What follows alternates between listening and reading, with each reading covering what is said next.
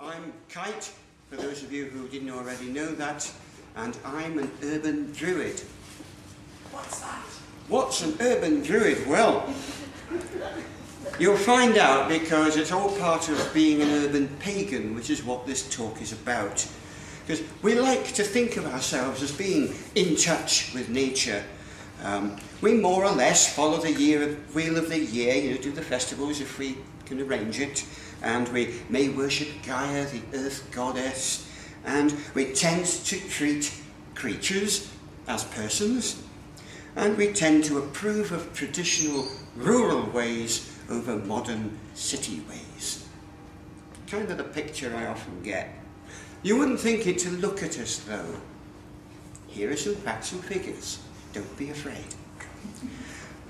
The World Bank, an organisation dedicated to eradicating world poverty, means by urban everywhere from the inner city to the commuter belt, basically. So what we think of as towny influence, that's it. And according to the World Bank's website, over 80% of the population of the UK lives in an urban area. 4 out of 5 of us live in cities or towns. Look around the room, that's 4 out of 5 in here. Wales is probably skewed a little bit towards the countryside. We're a very rural place, but on the whole, 4 out of 5. Now, according to the 2011 census, there were 56,621 pagans and 4,189 druids, Paul. So 4 out of 5 of those is 45,297 pagans and 3,351 druids. Not an awful lot, really. So the statistical likelihood is that only about 11,324 pagans and 838 druids live out in the countryside, live out in what we will charitably call the natural environment. I'm not sure how natural it is when intensive farming has ripped up all the hedgerows and transformed it into vast acreages of arable land, but yeah, natural environment nonetheless. It's not like this in the books. In the books, you've got a romantic view that harks back to a golden age when forest sages communed with nature, a little naked fawn-like people hippity-hoppeting round in the trees, and the druids, at once primitive and noble, unspoilt by civilization, finding God among the trees. It's beautiful, but it's not us really, is it? We enjoy our outings to the nearly wild, and we moan about being kind of semi-detached from the countryside, but we don't really talk about the fact that we're mostly miles away from countryside, mostly miles away from wild land. My ongoing challenge, for me, rather for you, what you challenge yourself with is up to you, but for me it's, how can I do being an urban pagan? How can I do being a pagan path on the city streets, in the traffic, surrounded, as Swansea is, by mismatched architecture and the sight and sound of the general public? The parks are all right, except after dark, when all kinds of weird people creep around. Gary Newman was right. Where's Simon? Simon, yes. Walking barefoot on the beach. We have a fantastic beach. But there's walking barefoot lark. No. Broken glass, syringes. No, thank you. Sustained chanting of Arwen in your back garden, let alone hippity-hoppeting in a diaphanous gown in the moonlight, sorry Paul, is likely to lead to complaints from the neighbours. And on the subject of disturbance, we pursue our inner quiet deep within the recesses of our being, despite the traffic on the street. You're quietly getting down to your silent meditation, and along comes a car. I live on a cobbled hill. Bumpty, bumpty, bumpty, bumpty, bumpty, bumpty, bump. Boombox. Boomf, boomf, boomf, boomf, boomf, boomf. How lovely. That's my meditation sorted out. And then, of course, my mobile phone goes off. Now that ringtone seemed like a good idea at the time, right? Not in the middle of my, whatever passes for my observances, my practice. For us, though, most challenging of all is a little voice inside saying, you can't be a genuine pagan or druid, whatever it is, in the city. It's not authentic. You can't be authentic in the tarmac and concrete. So my problem then is, are we kidding ourselves? Are we better off in the countryside? Is it realistic to try it? In the suburbs? In the city? Should we even try? Does it not belong in nature? Isn't an urban paganism, in fact, a corruption of the real thing? So there we are. That was my problem. I thought, ways around it, what do we do? Well, plan A is to visit the countryside as often as possible. Get out there. Go and get some fresh air. Awyr. According to an article on the American Psychological Association's website, nature is good for you. You didn't know that, did you? Being in a natural environment apparently restores mental clarity, eases recovery and bodily healing, and improves mood. I think we knew anyone who goes out among trees, apparently even pictures of trees will help. My house is full of them. Pictures of trees, yes, we knew that. And as pagans, we know why. Being around trees, being around a natural environment, an open air environment is good for us. It's because we belong there. In the cities, we are taught to believe that we're kind of put on this earth to do something or other. When you've got your bare feet in the soil, you're aware that you weren't put on this earth, you sprang from it. We come from the earth, we belong here. That's why it feels good and comfortable. It's where we should be. We and nature are the one thing. Of course, that's precisely where the problems start for us, isn't it? We, as pagans, typically have a strong sense of whatever affects our environment, our surroundings, our open world. And don't we experience sometimes deep misgivings about driving a motor vehicle miles into the unspoiled countryside to experience nature? Cars with their noise, their greenhouse gases and their pollutants are a total challenge to our love of nature and the environment. Every outing to the wild includes a really uncomfortable trade-off between the need to connect with nature and the unavoidable harm caused by motor vehicles. Now, let's be honest, there's not a lot we can do about this. Our society has committed us to motor vehicles, and until that changes, we're going to have to avoid beating ourselves up over this, and can instead simply make more conscious choices about that trade-off. Are we doing too much of this driving around for our own good? Are there times when we don't need to do that? Are there times when we just need to get out in the country? It'd be better for us. As long as we're making a choice, being rational, being aware, and not beating ourselves up, we're making a start. What else can we do? Well, we can explore whatever green spaces exist nearby. Parks, gardens, rough ground, For those of you who aren't from round here, rough ground is defined as any ground that was actually too steep to build anything on. You know them, they're like this, and there's usually a big wall, maybe a rack of buildings behind, and there's nothing else that will grow. Rough ground, nice. And we have that beach, 8 to 10 miles of beautiful beach. So we have places we can go, we can observe. Wild creatures are a bit more approachable in town. Pigeons, roof rats, we're ankle deep in the things.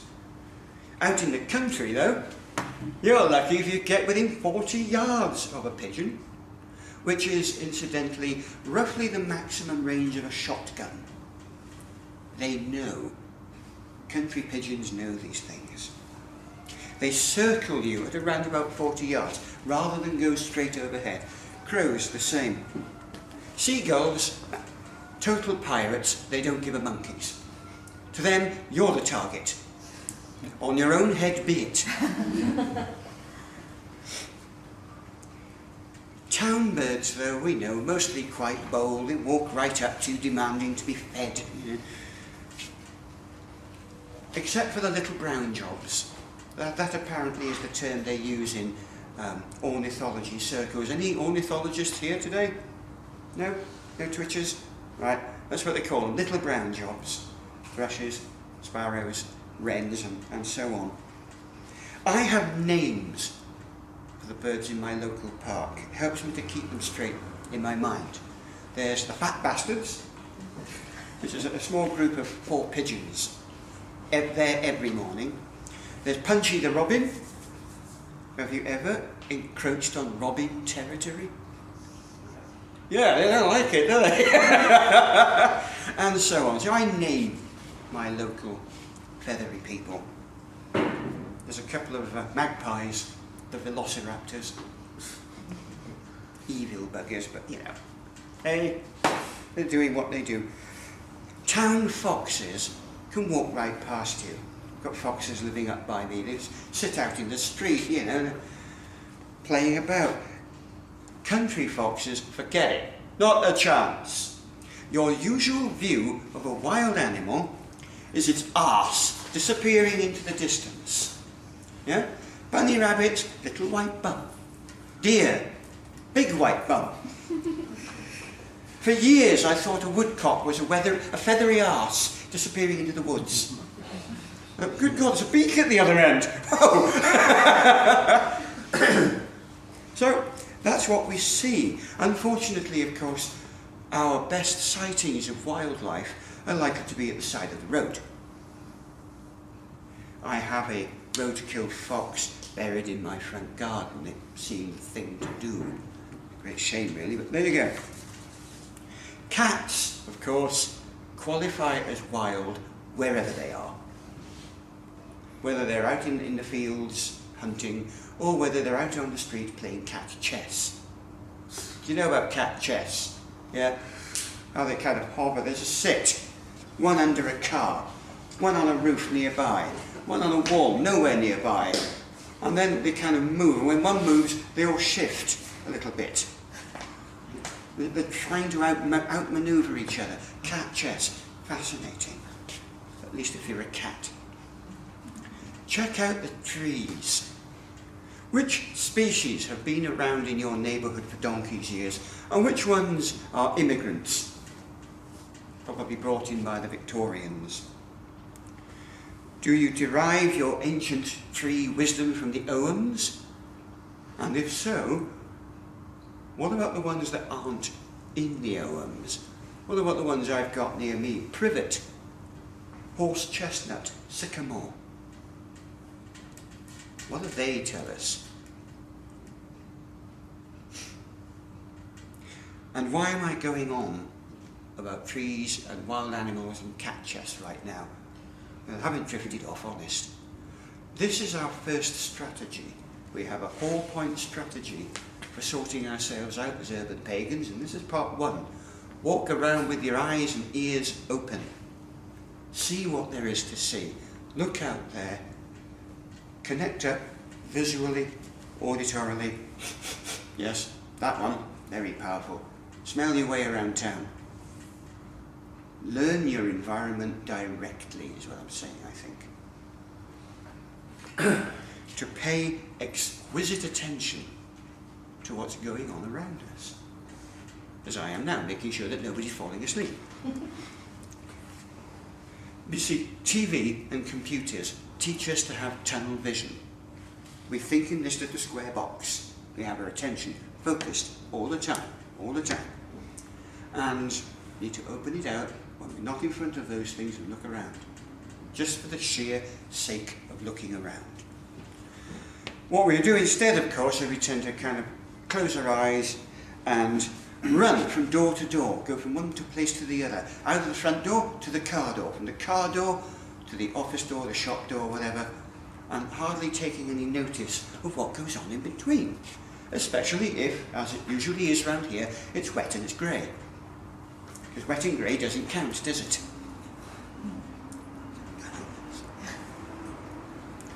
Look up. Let your attention drift to the rooftops, to the skyline. Not down here, focused on the floor. People walk around like this. Look up, skyline. Open it out. Nothing special, don't expect any great mystical experience out of it. Just look at your skyline. Look at the backs of rooms. Thank you. Cheers, Rob. You're paying attention. Excellent, I like it. Look at the backs of rooms. Look at the sky.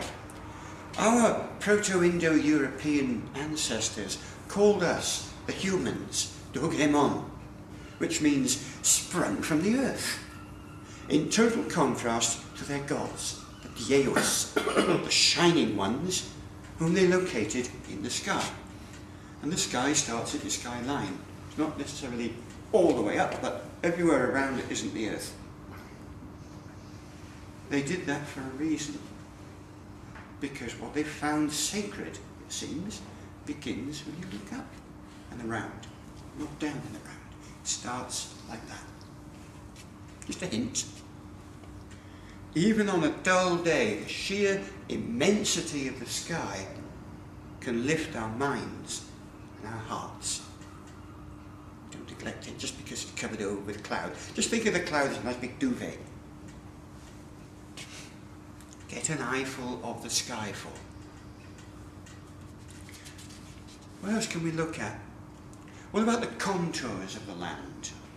We tend to look at doorways, buildings, parking spaces. Things like that. What about this? We're in Wales. We live in a land made of lumps. So, erase the buildings and stuff for a moment. Look at the lumps under the carpet of concrete and tarmac. Look at the shape, the flow of the landscape. Fantastic. Anywhere north of here is glaciated landscape. Beautiful, smooth, rolling stuff. And if you look even down our own roads here, you forget that they're roads for a minute and you can see landscape underneath. See the hills and dips for what they are. And then, here's the next thing we can, as pagans, do to connect with our landscape. Use our imaginations. There is out there a wide, sweeping beach. 8 to 10 miles of it, beautiful. The Victorians built a sea wall to keep it out. Before there was a sea wall, all that area was dunes and flatland and sand fields. Places down there called the sand fields for that very reason. Imagine what it must have been like then to see the land, forestry, broadleaf woodland disappearing into sand dunes and then into the sea.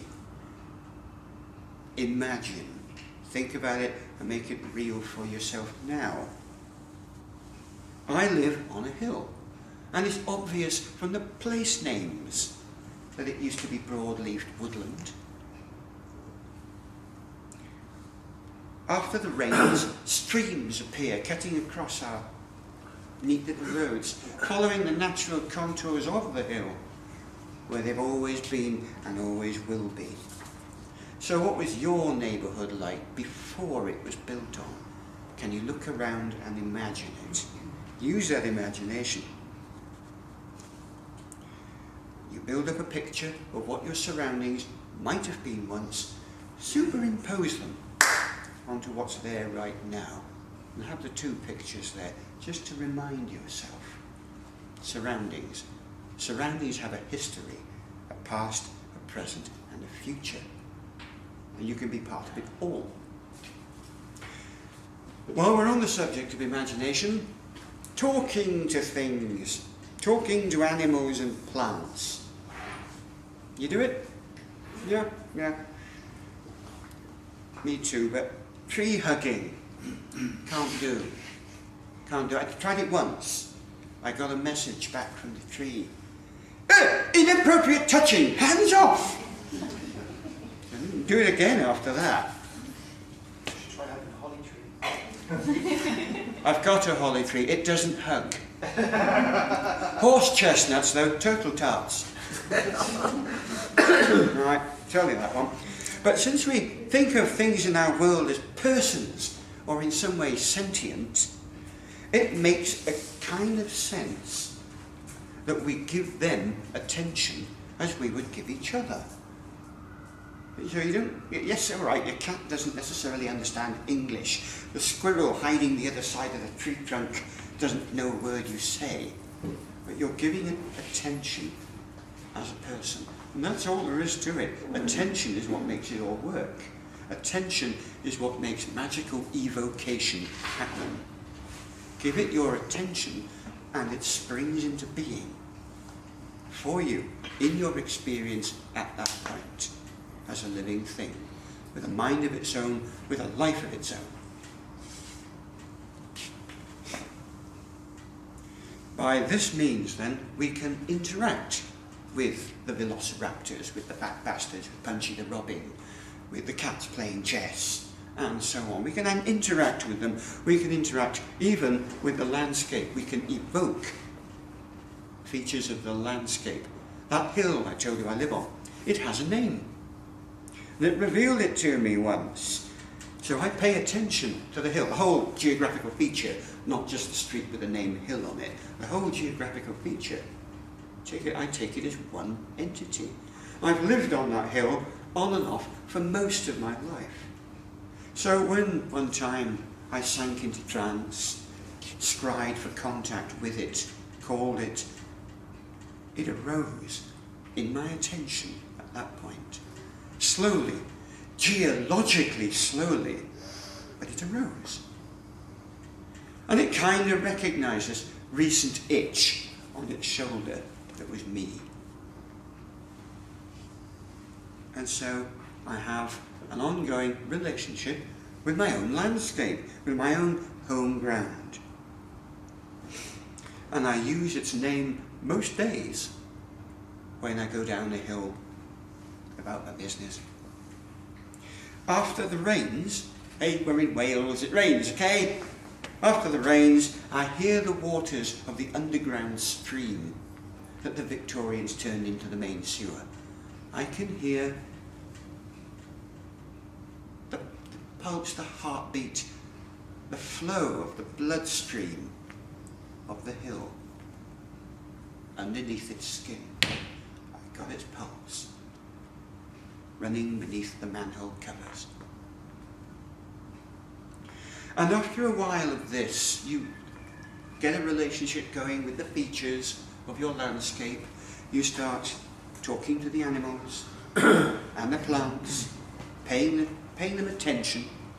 You know they don't understand English, but you give them your attention, and they give you theirs sometimes. And you can start being able to walk around your landscape, your neighbourhood, your home ground, magically. You can have a question in your mind and ask the environment to help with the answer. Walk around with that question. What might I do about this? And let the environment speak to you. Let yourself be tuned into it and let it suggest things. And it will. As you become more and more responsive to your outside world and to its weather and its features and what have you. A simple walk can become a visionary experience. You don't have to become a Red Indian and do a vision quest in order to be visionary, to walk around and perform augury on the world around you. Is that making sense at this point? Cool. I do urge you to try this out big time, a lot. Build up slowly, remember where we started, paying attention, building up an imaginary picture, and then starting to interact with it, with your imagination. Your imagination at this point is not a passive process of fantasy, which is what we're led by psychology to think of it as. Your imagination is now like a sixth sense organ. It is how your intuition talks to you. And your intuition is where you're going to find your magical route. Before we take the next step then, let's just remind ourselves where we've got to. First of all then, we take on board that we are part of our environment. They're not me and world. We are world. I am world. World is me. We are one thing sprung from the earth. Secondly, we pay exquisite attention to what's going on around us. To fill our senses, to fill our attention with what is actually happening. No matter if it's dull or grey or everyday, it's still interacting with us, and we need to pay attention. And then thirdly, we use our imagination to fill out that picture even more, to fill it with the wild past, to sense the personhood of the creatures around us, the creatures and features, and to take our attention to them one level up from the sensory. So now the fourth part of our strategy then, to express ourselves among these. Yes, we can walk around observing, in kind of talking to, we can see things that we didn't see before, imagine things we didn't imagine before. Lovely, but we need to do more. We use words, we use actions. And this is the point at which ritual becomes meaningful. Here is why I speak to the hill every day. Here is why it seemed the right thing to do to bury the fox in the garden. Here is why you might set up a little altar in your garden. Here is why you might leave offerings for the garden birds, perhaps in the name of the deity of your choice. Perhaps you might leave offerings for the fairies at the bottom of the garden. With such actions, whether you do it in an intuitive, spontaneous, unstructured way, or whether you do it with all the bells and whistles, with all the right correspondences, doesn't really matter. Whatever you choose, you're doing something to deliberately, overtly interact. To give some shape and meaning to what we're doing, we might study the local folklore a bit and find out what's been happening. My grandmother, for example, didn't believe in ghosts, but she could tell me stories about sightings in our part of town over the decades, many years ago. Most places have their own legends. Seek them out. Test them out. See if there's anything in there that you can use in your creative imagination, your intuition, your higher attention. We recently celebrated Samhain, Kalangaya. Having lived in the same area for a very long time, as I told you, I've known many of the neighbours over many of the years. I've known many of the ones who've died.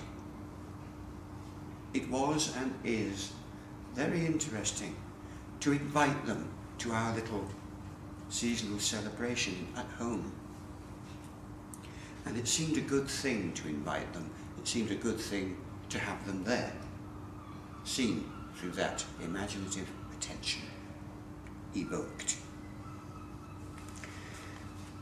You may find then that doing all of this, getting involved in this magical way, feeling it, your environment, the place around where you live, taking hold of you, interacting with you, makes you a little more inclined to get involved locally. This can happen. This isn't saying you should because you're pagans and it's your neighbourhood. No, it's going to happen once you tune into this. You're going to start wanting to join up with others sometimes. You may find yourself wanting to join a group, become involved in community affairs. Regard that as part of what you're doing. If you find that happening, regard it as part of this manifesting. It's okay. You are not just an observer, you are a participator. Your involvement will be driven by your growing magical sense of what's going on around you. And at this point, it becomes clear that what we are doing is not a merely personal piety, me doing my pagan religion thing by myself. I'm actually expressing how I belong where I am. So once more, just to make sure the structure is in your minds, go over what we've got. First, we remember that we are nature. There is nothing and no one in our town, in our neighbourhood, that is not the same as us and is not nature also. And that nature is deep. It's not just about phenomena. It's divine. Secondly, having established that, open our eyes and pay attention to everything, leaving nothing out. Take the blinkers off, look up, look around. Thirdly, we augment that with our imagination, the sixth sense organ. Become aware of the living nature in all things, in the animals, the plants, the features. That is where divinity lies. And fourthly, we have a part to play in this nature. So we act out. We respond with words and actions, ritually, socially, personally, and together. So there we are. That's it. We are it. Open our eyes, use our imaginations, take part. Those are your 4 techniques. Using these techniques, we can then be confident that wherever we live, and especially in towns like this one, we are genuine, modern, urban